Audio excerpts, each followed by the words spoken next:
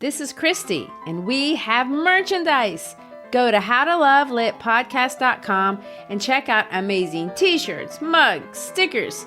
If you love great quotes, we have some of our favorites. If you love silliness, check out our mascot, Brain Man. Go to howtolovelitpodcast.com, click on the shop button, and find something for that person who needs to be reminded that we are fashioned creatures but half made up. Mary Shelley said that.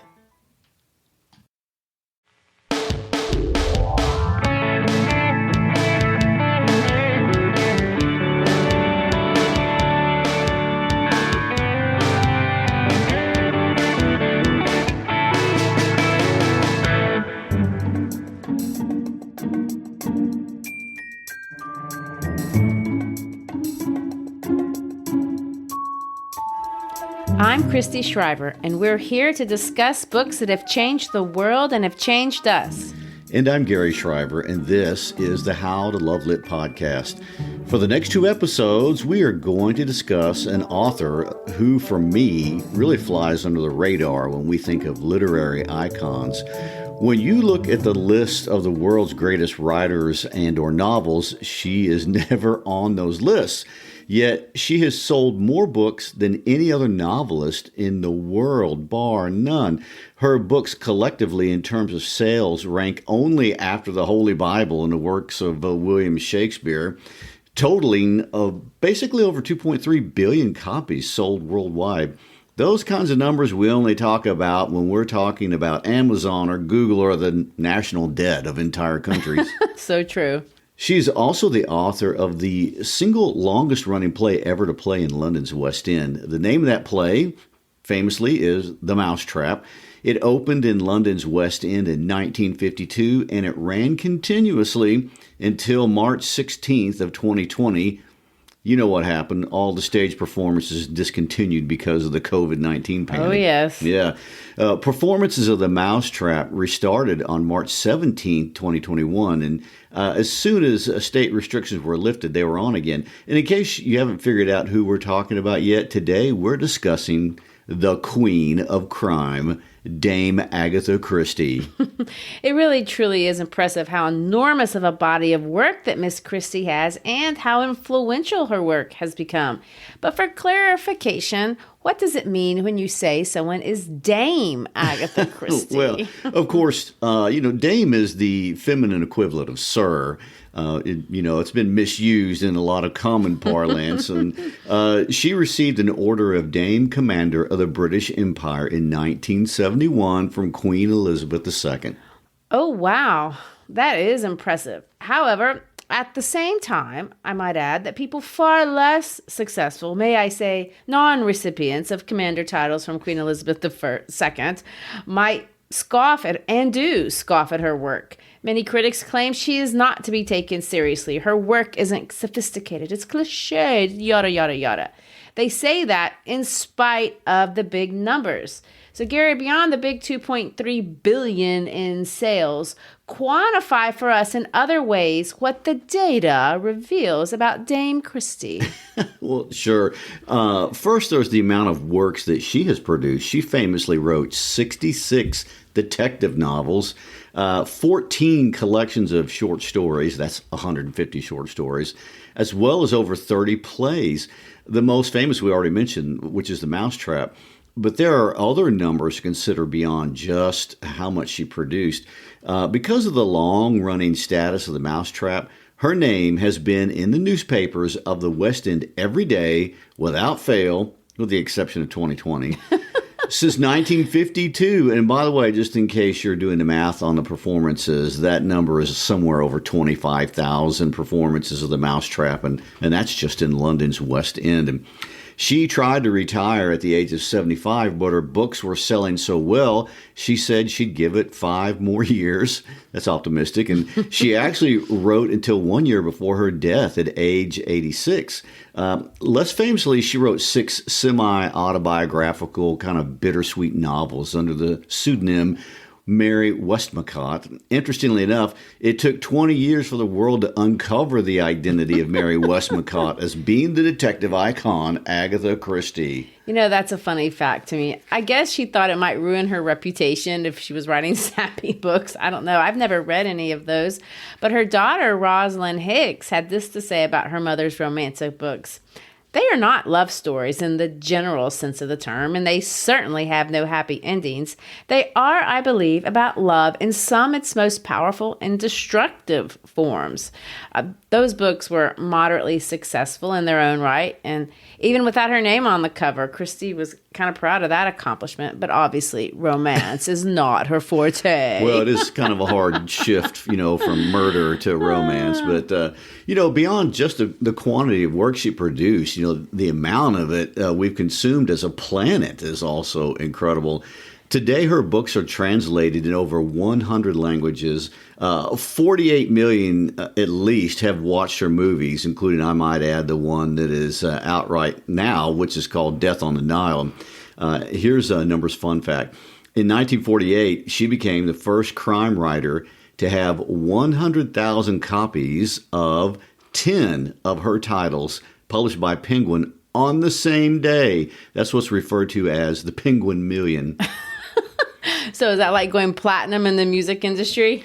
I'd say that's going platinum in a day.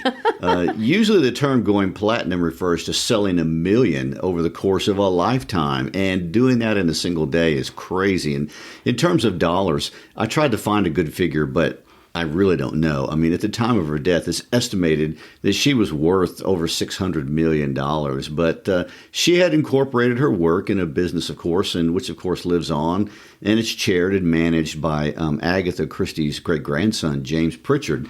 To me, it's an amazing resume, and I'm not a literary person. So obviously I'm looking at this a little differently than you might. But I don't see how anyone could realistically contest that she's not a good writer. I mean, it sounds laughable in the face of so much success. If that's not good writing, how could we possibly even measure it? Well, it shows how much you know. You'd make a perfectly horrible literary snob. Anyone knows you can't go by the views of the lowly consumers or the box office. The proletariat point of view. We're always at odds with critics, aren't we? Well, there it is. But just for those of us who don't know, in all seriousness, how can you explain her success away? Well, obviously no one's doing that. And it does boil down to how do you define your fiction. In one sense, we tend to divide fiction into two broad categories. There's literary fiction and commercial fiction. So obviously commercial fiction is written to be sold. It's commercial. And it's the reason there's so many Marvel movies, more than I can count on my hands and toes. They sell well and they're enjoyable to consume. It's why there are multiple versions of basically the same Spider-Man movie, even though my daughters may argue about that. They're double-digit sequels to Star Wars, and there's nothing wrong with any of that. We consume it because we love it. It's fun, and it defines our culture, the culture of the world in some sense. But there's another sense, and this may be the English teacher nerd, that some of these pieces are unsatisfying over the long term. For example, I don't really want to teach them as works of art in school. There are many books that I enjoy, but I don't care to read more than once. There's many movies, there's songs that I feel the same way about. They're good, but they're not really of literary merit because they don't have any enduring quality to them. On the flip side, when you talk about a book that has literary merit, we're looking for something that speaks to man's condition, that expresses universal truths, that reflects something about the world that resonates deeply inside of us, which is why, you can read a book like The Scarlet Letter or Hamlet multiple times and find something new, or even if it's something that you saw before, you still enjoy reading it and thinking about it again. It satisfies the eternal. The knock on Agatha Christie is that they say, the criticism is that she's full-on commercial fiction, and although there's nothing wrong with that, there's also maybe nothing universally true about anything that she has to say. The critique is that her characters are flat and underdeveloped, even the main ones. The main character in our book is Hercule Poirot, but our other main recurring character is a woman named Miss Marple, and both are kind of shallow, honestly. They're featureless, except for maybe being kind of annoying, honestly. Christie investigates crime, but she doesn't really investigate any of the existential or moral questions surrounding crime. Like, what are the social causes that leads people to things like this? She doesn't explore anything psychological or moral in any real obvious way. That's the criticism. When do you agree with that? Well, honestly, a little. You can't deny that the characters are flat, and it's absolutely true. She doesn't get into any deep discussions about the nature of man. That's on the one side. But having acknowledged that, you have to look at the numbers. And I feel compelled that must speak to something more deeply. Well, and just to add to the confusion, we've been poking fun at the hoi polloi here. But from what I read, Christie is popular primarily with higher educated audiences. She's a preferred writer of the world's academic elites. Yeah, she really is. And she has been since she started writing. Don't go by me, but look at the Nobel Prize winner of literature, T.S. Eliot. T.S. Eliot loved crime fiction, and he loved Agatha Christie. He even wrote about crime fiction from a critical standpoint. Let me read you his 5 basic rules that make a good crime detective story. I'm sure he's going to lay out exactly what we need to know. He is T.S. Eliot, after all. Exactly. Number 1, the story must not rely upon elaborate and incredible disguises. Number 2, the character and motives of the criminal should be normal. In the ideal detective story, we should feel that we have a sporting chance to solve the mystery ourselves. If the crime is highly abnormal, an irrational element is introduced, and that offends us. 3, the story must not rely either on occult phenomena or what comes to the same thing, upon mysterious and preposterous discoveries made by lonely scientists. 4, elaborate and bizarre machinery is an irrelevance. And 5, the detective should be highly intelligent but not superhuman.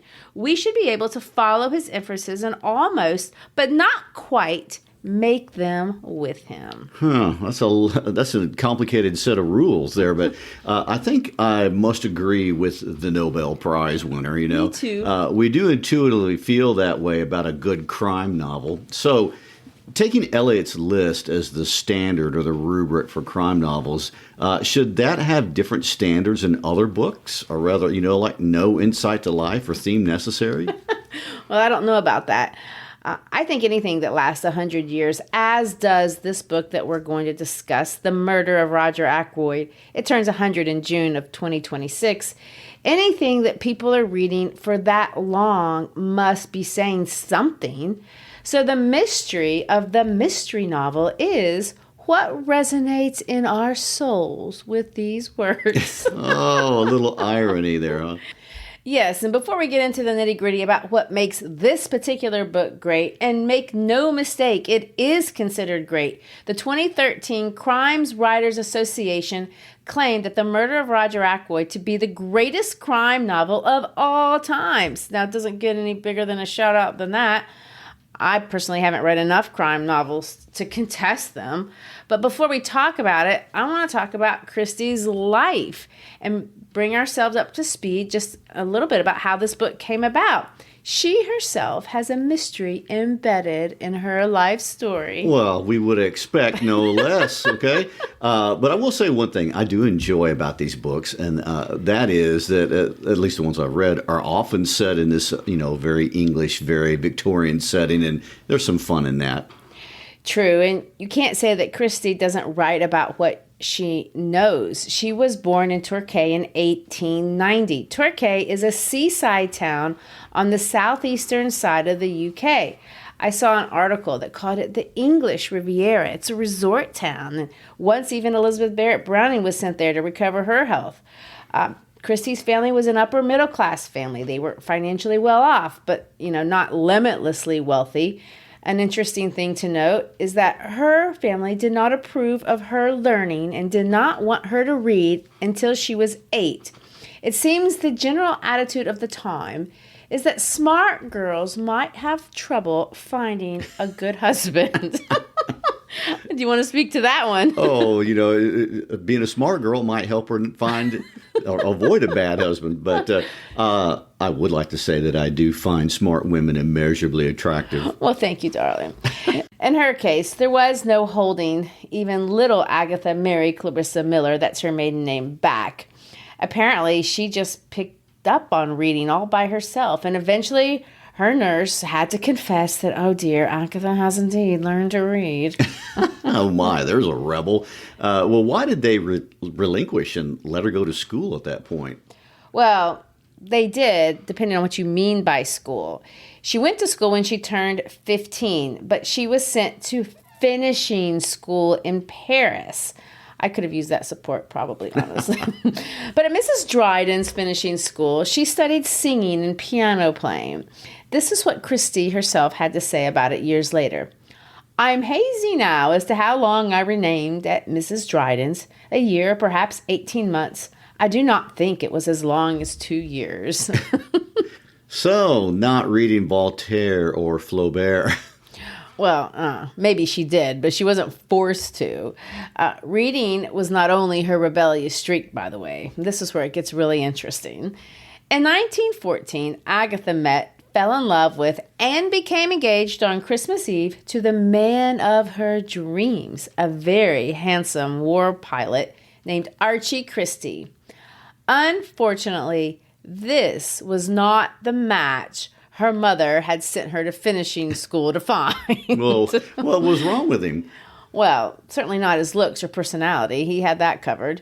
His problem was obvious. He had no money. But they married, and a few months later, little Rosalind made her entrance into the world. During World War I, Archie went off to war. Agatha stayed home, trained, and worked as a nurse in the local Red Cross hospital there in her hometown of Torquay. And let me add, this is where she got her start learning, and you notice this if you read her books, everything she knows about drugs. She was quite proficient in them. In 56 of her novels, there are over 200 references to specific and individual drugs. So, can we expect that a large number of her characters will get poisoned? Well, not necessarily, although that is a thing. The most commonly dispensed drugs for Miss Christie were the sedatives. And of course, if you think about it, it's to be expected. You should have something on hand to calm you down if you're going to, murder someone. It's a little disturbing. You might need something to help you get to sleep.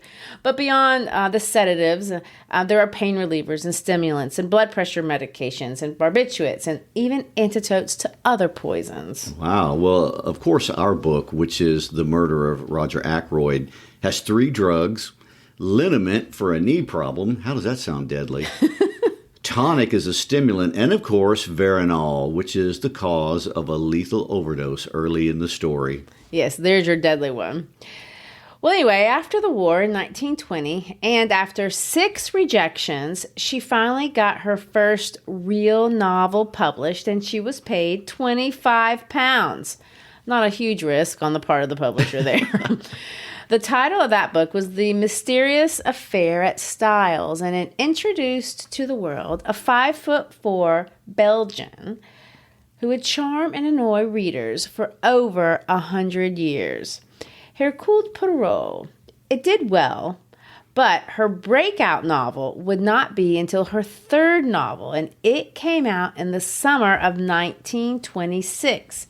It was a bestseller and launched her into the stardom from which she would never return. It's remarkable, but honestly, it's not even the most interesting thing that happened to her that year. I'm not sure how you're going to top becoming a bestseller. This must be a great story. I know, but I'm going to best it. So the story goes, year 1926, in general, starts out a little rough. Agatha's mother, and this is a woman who'd been very dependent on her daughter emotionally, died in April. This was devastating for Agatha. So while she was with her daughter Rosalind, but while she was at her mother's estate, Archie drops the news that he had fallen in love with another woman by the name of Nancy Neal, and he wanted a divorce. Agatha said no. She was deeply in love with him, and she wasn't going to give him a divorce. Well, her book comes out. It's successful, but that doesn't end the drama. On December 3, later on that year, Archie informed Agatha that he just didn't want to be married to her, and he wasn't going to be married to her. And reinforce this idea, he explains that he, for that weekend, was going to go off with Mrs. Nell. And so he did. Agatha did not receive the news well. And this is where the mystery begins. And it does sound a little bit like one of a story that she might write. So here it goes. At 9:45 p.m., we know that Agatha left the house in her car after having written 3 letters. One to her secretary, Charlotte Fisher, one to Archie, and one to Archie's brother, Campbell. Huh. So far I feel like I'm listening to an explanation by Poirot himself. I know, and it's going to get strange. Agatha does not return home. In fact, she's missing for 11 days. The next day, they find her car crashed in a tree above a local quarry with the headlights still on. Her fur coat was in the car, as well as a small suitcase and an expired driver's license. There's no blood anywhere in the car. There's no skid marks on the road like you would expect if she'd been driving too fast and had an accident. Finally, the gear shift was in neutral, the way we put it when we're pushing the car and not driving it. It made no sense, but Agatha was gone, and the world went nuts. The numbers vary depending on what article you read, but up to 1,000 police officers were dispatched on 4 continents looking for her. 15,000 volunteers, fans, amateur detectives all joined the hunt. Airplanes were involved, diving equipment, even Sir Arthur Conan Doyle, that's Sherlock Holmes. He tried to help by getting Christie's glove to his medium for a consultation to see if she can find her. Well, I'm guessing no, they did not find her. No, she was not in the afterlife. Everyone around the world was looking for this mystery writer. Can you imagine? Archie, comes back from his weekend activity, which quite likely I've read was an engagement party a friend threw for him and Nancy. He found a totally different world. He thought he was going back to fight with Agatha, not to become a potential murder suspect. He also found his letter, and this is what's curious. He read it and burned it immediately. To this day, no one has any idea what she wrote in that letter. His brother Campbell, by the way, got his later. And strangely again, Campbell's letter was postmarked on Saturday. That's the day after Agatha went missing. This does sound like Poirot, and I'm starting to need to employ my little gray cells just to keep up. Well, exactly.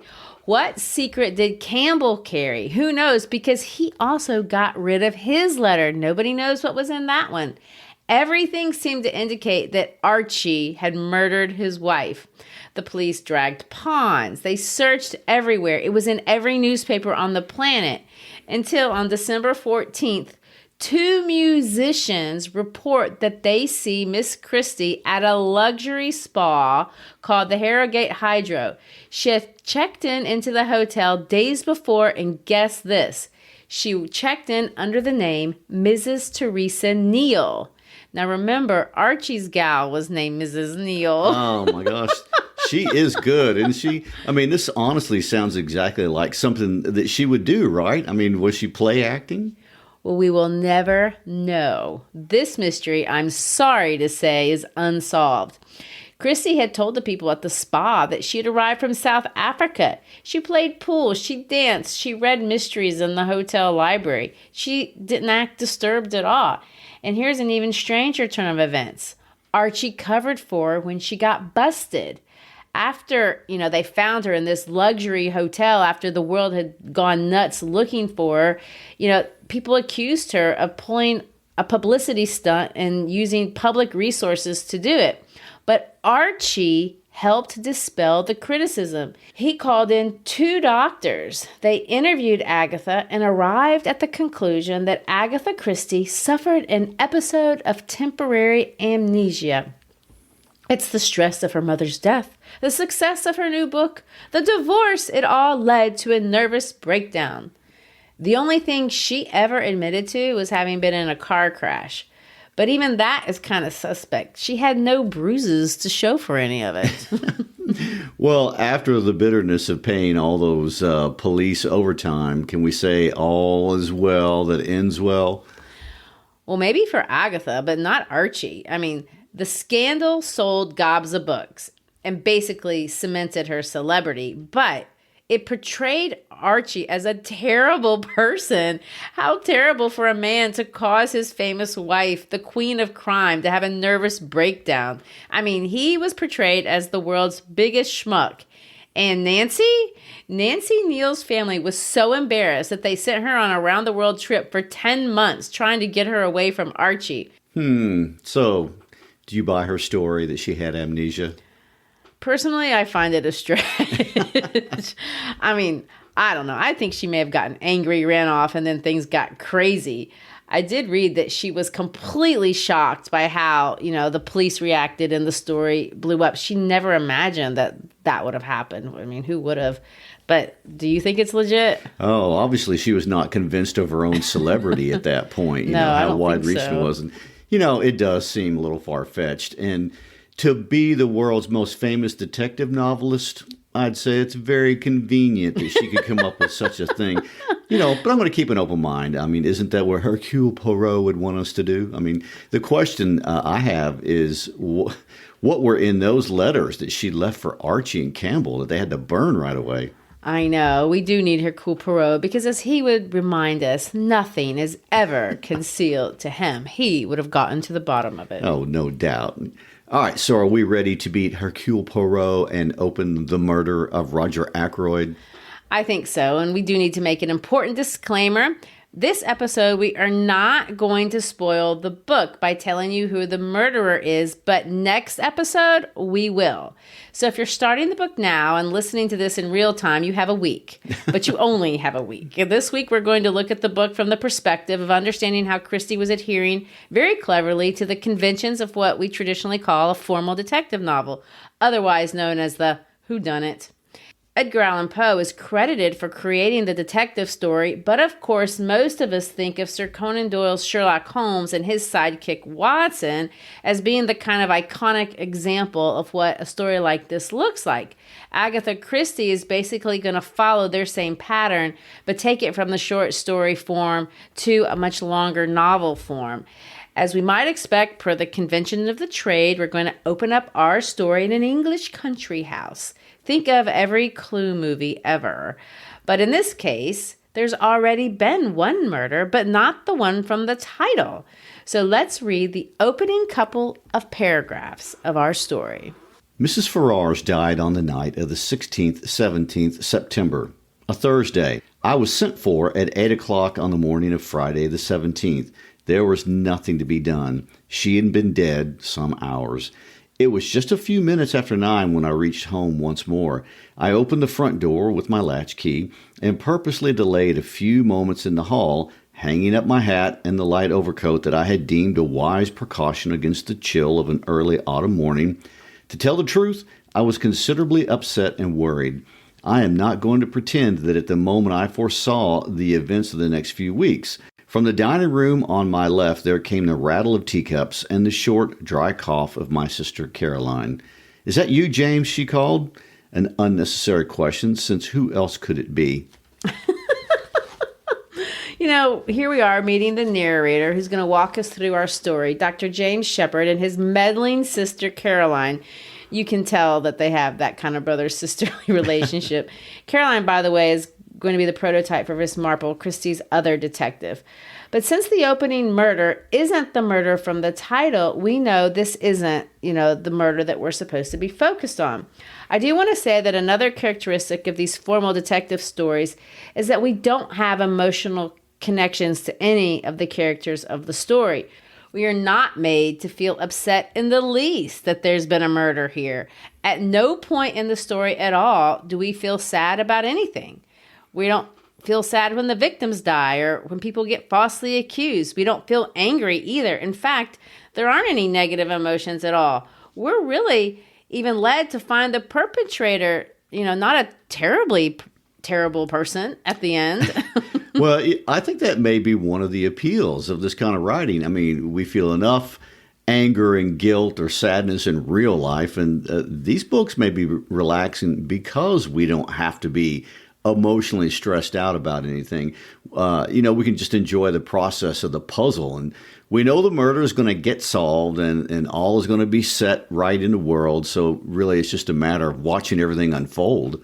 Well, true. And although there is fun in trying to guess who did it and follow the clues, I'll be honest, I didn't figure out who the murderer was. And I basically never do when I read these. I barely even try. And I really don't think most people do either by what T.S. Eliot tells us in his rules. I can tell you I'm in that camp for sure. I don't even begin to pretend to think that I could sort it out. So, kind of like when someone tells you a riddle, you're likely to give it about 30 seconds and then you want to tell them, you want the answer from them about what the riddle is. I think it's exactly like that. But, it's funny. By chapter 2, we meet the man who will be murdered, Roger Ackroyd. King's Abbot, which is the name of this village, apparently has several very wealthy people, one of which is already dead, Mrs. Ferrars. The other is getting ready to die, Roger Ackroyd. And the crime scene will be Mr. Ackroyd's house, which is Fernley Park, of course. And for me, one of the hardest parts of this book is keeping straight in my mind all these characters and that will eventually become suspects. Well, that is the hard part, and that's one of the most important elements of this entire game. We have to keep straight who each of these suspects are, and so we can focus not only on whether they have opportunity and means, but if they have a motive. And we meet the cast of suspects here at the beginning. I mean, there's Mrs. Russell, the housekeeper. There's the two female relatives, a sister-in-law and her beautiful daughter, Mrs. Cecil Ackroyd and Flora. We don't meet, but we find out about Ralph Patton, who is Mr. Ackroyd's adopted son, who seems to have a reputation for being irresponsible with money and women, but who will be heir to the fortune.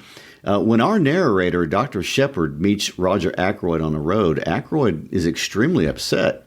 Let's read that encounter. "Shepard," he exclaimed, "just the man I wanted to get hold of. This is terrible business." "You've heard then?" He nodded. He had felt the blow keenly, I could see. His big red cheeks seemed to have fallen in, and he looked a positive wreck of his usual jolly, healthy self. "It's worse than you know," he said quietly. "Look here, Shepard, I've got to talk to you. Can you come back with me now?" "Hardly. I've got 3 patients to see still, and I must be back by 12 to see my surgery patients." "Then this afternoon?" "No, better still, dine tonight at 7:30. Will that suit you?" "Yes, I can manage that all right." "What's wrong? Is it Ralph?" I hardly knew why I said that, except perhaps that it had so often been Ralph. And here you see an example of Christie's writing style that we find so charming. The narrator here takes us into his confidence with these little aside comments. So we as readers find him charming and endearing, and we find ourselves as we read the story trusting Dr. Shepard's understanding of the murder. One reason particularly is because we are in his confidence and we feel like we develop an intimacy with him.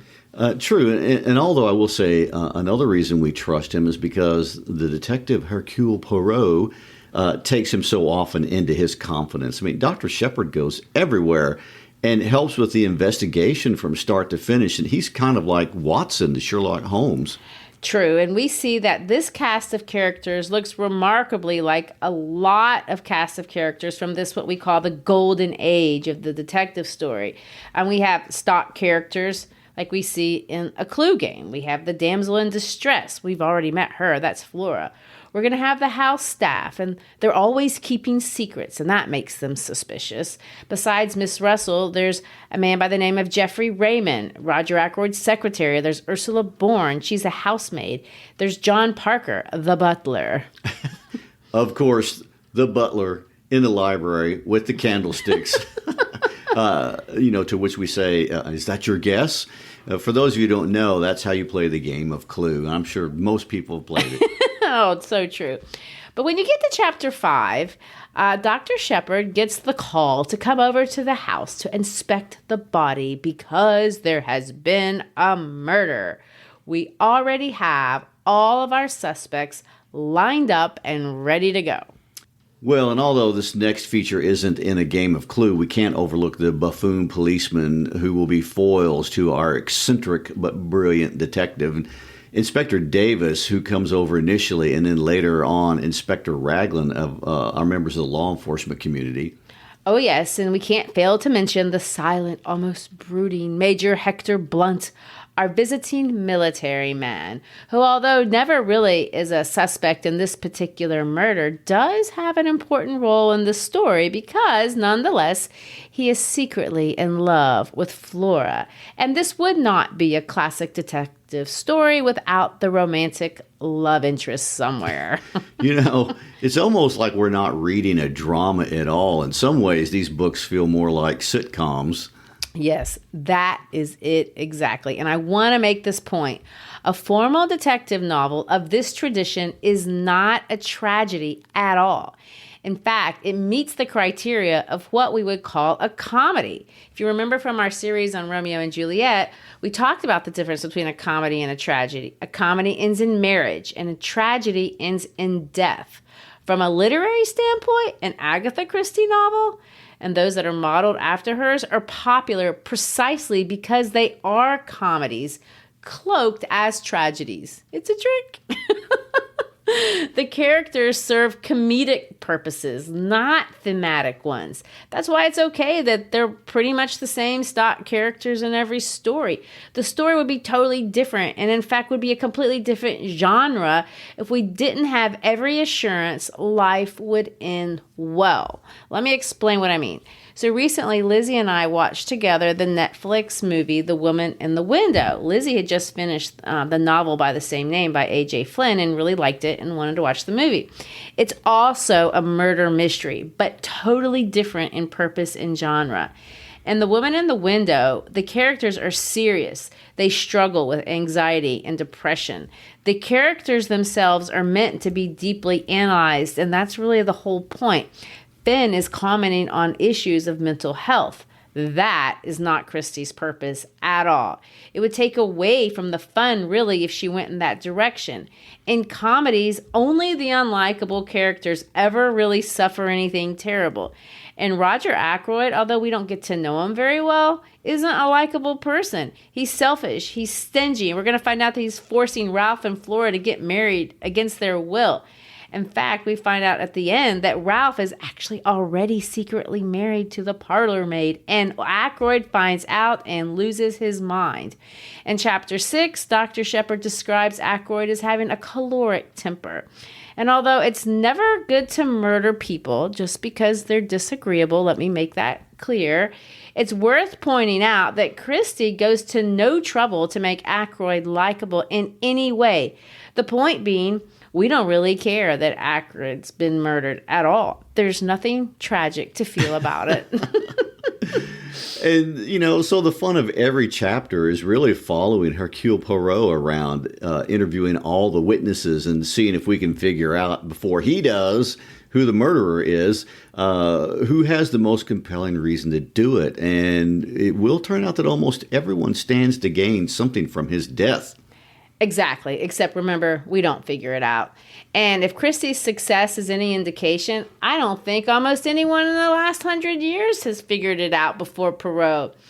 During my second reading of the book, and I will say, these are fun books to read twice, I read it again after I already knew who killed Roger Ackroyd. I realized that Poirot must have had this murder solved well before, I think probably before chapter 17. I want to revisit that, but before we do, let's flesh out a little about our heroic detective. I mean, this isn't the first book where she introduces Poirot, but I was surprised to see that he was retired. I didn't expect that precisely because I knew she wrote 66 novels, and I had heard of this funny little man as he is described. Well, and he is a funny little man. He's obnoxious and ridiculous, and the way Christie introduces him is funny, too. Hercule moves into the house next door to Dr. Shepard and his sister Caroline. They're both unmarried. James is a doctor, and Caroline's main occupation is the local purveyor of gossip, something she seems to conduct through a very sophisticated network of servants and friends. Dr. Shepard is always acting annoyed by her, but he also seems very impressed with her mad dog skills. Anyway, before we meet Poirot, we are led to believe by Dr. Shepard that the mysterious neighbor next door must be a hairdresser, as evidenced by his perfectly groomed mustache. Well, that mustache, as you say, is what he's famous for, that and his egg-shaped head, whatever that looks like. But according to Christie, he was inspired by a Belgian refugee that she saw coming off of a bus after the First World War. Of course, all of the inspiration was external, and she never met the gentleman personally. But she took that inspiration and created a short man with a distinguished mustache, a solid head of black hair, and an egg-shaped head. She wanted him to have, as she called it, a grandiloquent name, hence Hercule. And she wanted him to be very orderly and brilliant, but also vain. And after a while, she says she came to be resentful that she was stuck with him since she didn't like him very much, but she created him. Well, funny enough, at one point in her career, she killed him off, but her publishers refused to publish the book. She killed Hercule? I mean, and that never got published? Well, eventually did, but we'll leave that story for next week. Okay, all right. Well, something to look forward to. But back to our book. If you are a Christie fan, you'll know immediately that the mysterious hairdresser is none other than our sleuth. If this is your first Christie book, you may not, but it doesn't matter. By chapter 8, he's in the mix, having been hired by Flora to figure out who killed her uncle. Well, by chapter 6, we've also introduced a rogue stranger with a mysterious accent, who we know from years of experience with other detective novels and movies could not possibly be the murderer. He's too much of a ruffian. We all know that our criminal, although technically a criminal by virtue of murdering someone, will have no noticeable criminal behaviors. In fact, he likely will have impeccable manners, just like everyone else in the story. We won't experience any bloody murder scenes here, by the way. There will be no harsh language. The investigation will be polite, and the word unpleasantness will be a euphemism of choice to describe anything from a dagger in the neck to an awkward question. Well, speaking of the dagger to the neck, I'm assuming that a spectacular weapon of choice is also a characteristic of this formal detective style. Well, it absolutely is. Well, and ours does not disappoint. We have a Tunisian one-of-a-kind dagger. Let's read about it. It was indeed a beautiful object, a narrow tapering blade and a hilt of elaborately intertwined metals of curious and careful workmanship. He touched the blade gingerly with his finger, testing its sharpness, and made an appreciative grimace. "Lord, what an edge!" he exclaimed. "A child could drive that into a man as easy as cutting butter. A dangerous sort of toy to have about." And of course, the gloriousness of all the details is the best part. In fact, that's one reason I never even attempt to solve these murders. It tires me to weed through all of the details. There's a diagram of the study, the specifics of when Dr. Shepard left, when he was called back, when Flora last heard from her uncle, where everyone was at exactly the time of the murder, the phone call, the footprint, the in and out of the garden house over and over again, all of it laid out before us with commensurate British precision. The pieces of the puzzle are completely spread out on the table for us to order them again. The universe that Christie creates, some have called claustrophobic because it's small and contained, but that's what's great about it. It's knowable, ordered, and most importantly, it's benevolent. These people are good, likely even the murderer. Of course, they're trying to get away with little lies and deceptions because Victorian society is very demanding. But even the murderer is not going to walk away from it all willingly. He or she will only leave as a final resort. This world is rational and sensible, and one where even we as readers can find comfort. Hard to believe all of that in a murder scene. But, from a historical perspective, I find that extremely important. If you recall, England, or rather Europe in general, was nothing like what you described. It was not predictable. It was not benevolent. People were being exiled, wars were raging, governments were in upheaval, poverty was rampant. What a wonderful escape and promise of possibility. Write a story with a well-ordered upper-class environment where the rules apply, and if you break them, you get exiled. I would say the rigid formality came across as comforting and peaceful to people of that time period, not boring and predictable. Well, I guess you're probably right about that.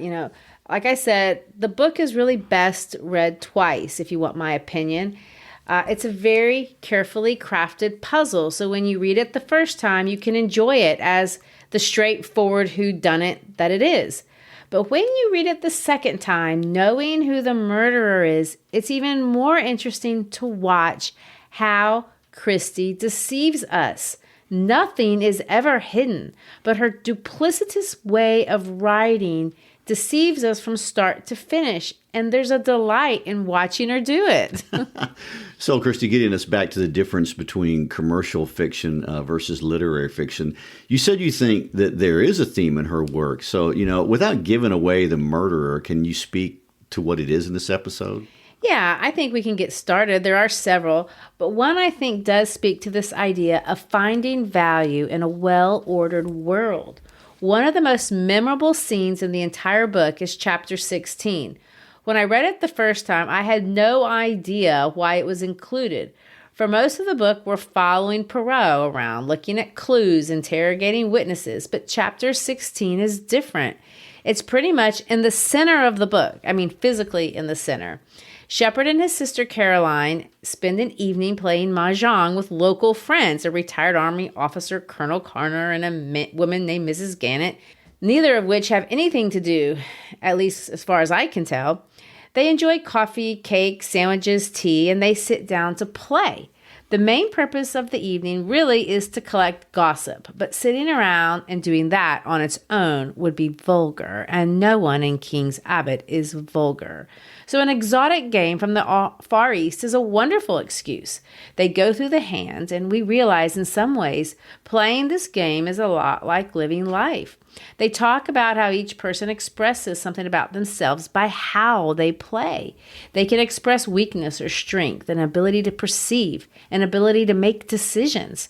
Sometimes the hand you're given is a wreck. Sometimes you get a winning hand effortlessly. At one point, Caroline very astutely, yet unconsciously, comments that Miss Gannett isn't playing like she thinks she should. Gary, do you know how to play mahjong? I do not. I mean, it looks fascinating. And of course, I've seen it featured in several movies. Just from looking at the external features, it appears to be a little bit like rummy, except with tiles. I have to confess, I don't know how to play either. But at this point in the game, Caroline points out that Miss Gannett's hand wasn't worth going mahjong over. Miss Gannett responds to Caroline's criticism by saying, "Yes, dear, I know what you mean, but it rather depends on what kind of hand you have to start with, doesn't it?" Caroline replies, "You'll never get the big hands if you don't go for them." To which Miss Gannett replies, "Well, we must all play our own way, mustn't we? After all, I'm up so far." This goes on for an entire chapter, the women gossiping and tension going in and out of the game. But let's read the part where we finally get to the end and someone wins. The situation became more strained. It was annoyance at Miss Gannett's going mahjong for the third time running, which prompted Caroline to say to me as we built a fresh wall, "You are too tiresome, James. You sit there like a deadhead and say nothing at all." "But my dear," I protested, "I have really nothing to say that is of the kind you mean." "Nonsense," said Caroline as she sorted her hand. "You must know something interesting." I did not answer for a moment. I was overwhelmed and intoxicated. I had read of there being such a thing as the perfect winning, going mahjong on one's original hand. I'd never hoped to hold the hand myself. With suppressed triumph, I laid my hand face upwards on the table, and as they say in the Shanghai Club, I remarked, "Tin ho, the perfect winning." The Colonel's eyes nearly bulged out of his head. And so there you have it. Dr. Shepherd has been tight-lipped the entire book, which for us as his partners in crime, so to speak, because, we're following along in his head, gets frustrating. He always knows more than he says, but he's a medical man and he feels compelled to keep people's confidences. Until this night. Right after this big win, he is so exhilarated, he blurts out to everyone everything Poirot had been telling him the previous day about the specific ring. Poirot had kept entirely out of sight for everyone else, but had revealed it only to Dr. Shepherd. Now Dr. Shepherd is getting the world's biggest gossips, the biggest scoop that they'd had yet so far. And so, where's the theme? I don't see it. Well, I'm not English, so I'm going to make a disclaimer that this could be a very American interpretation. But it seems to me that Christie is making a commentary on how society functions best. Mahjong is a communal game with strict rules, but it is indeed about community, very much like the society she has built for us here for her readers. Although Shepherd claims that all they do in King's Abbot is gossip, we see through every chapter that's not true. There's a very active local pub that everyone goes to. They garden, they visit. This is a true community. And yet there are indeed winners and losers. Miss Gannett isn't good at Mahjong because she's too independent, maybe impulsive. Shepherd has a good bit of luck, but he also lets it go to his head and he blurts out things at the end he probably shouldn't have. At least he regrets it by the beginning of the next chapter. I don't know. I just think she may be advocating to the rest of us who may find rules stifling, the traditional ways boring, or conventions cumbersome, that there just might be something of value in the vintage, something comforting and enjoyable in a well-ordered and fair universe. But like I said, that's just one idea. There's more, and they are definitely arguable. Indeed. And with that, we will leave off for today. Thank you all for listening. We always like to encourage you to follow us on our social media. We also like to encourage you to check out our website at howtolovelitpodcast.com. Once again, thanks for being with us. Peace out.